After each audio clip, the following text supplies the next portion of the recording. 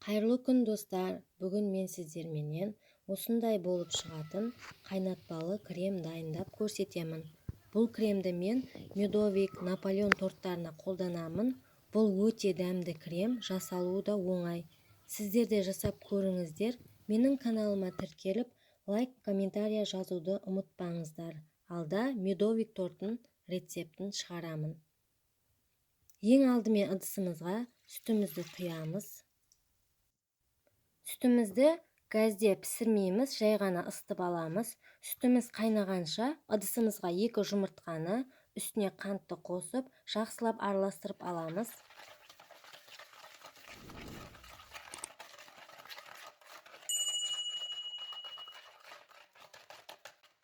Енді үстіне крахмал саламыз. Егер біздерде крахмал жоқ болса, ұн салсақ та болады, ол маңызды емес. Мен жай ғана ұн салып қойдым. Міне жақсылап араластырып аламыз. Бұларды жақсылап араластырып алуымыз керек. Бір-біріне сіңуі керек ұн. Міне осындай масса пайда болады. Міне біздің сүтіміз ысыды. Енді ыстық сүттің жартысын ыдысымызға салып, жақсылап араластырып аламыз. Тез-тезден жақсылап араластырып алуымыз керек, болмаса жұмыртқалы массамыз пісіп қалуы мүмкін. Міне жақсылап араластырып алдық. Енді бұл жұмыртқалы массамызды жаңағы жарты сүтіміздің үстіне құйып, газде жақсылап араластырып тұрамыз. Міне осылай тез-тез араластырып тұрамыз. Газдың астын жай отта қойып аламыз. Достар, осылай тез-тез араластырып алуымыз керек, болмаса асты қатып қалуы мүмкін. Соның үшін осындай қоюлана басталған кезде жұмсақ сары майымызды салып, оны да жақсылап араластырамыз. Сары май салғаннан соң 1-2 минут өткеннен соң газды өшіреміз. Соң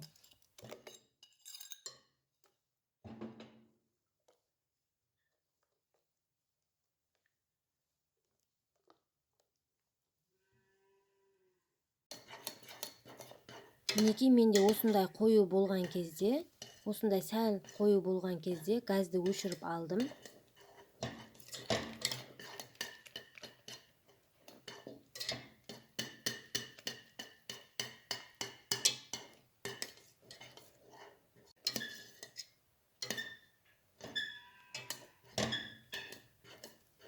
Тез-тезден араластырып тұруымыз керек. Жай-жайлап осындай қоюлана бастайды.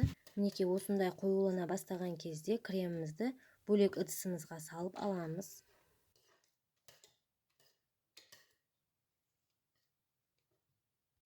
Ыдысқа салып алдым. Енді бетін пищевой пленкамен жауып, кремнің беті сәл тиіп тұру керек пленкаға. Соң 1-2 сағатқа алып қоямын крем суы үшін.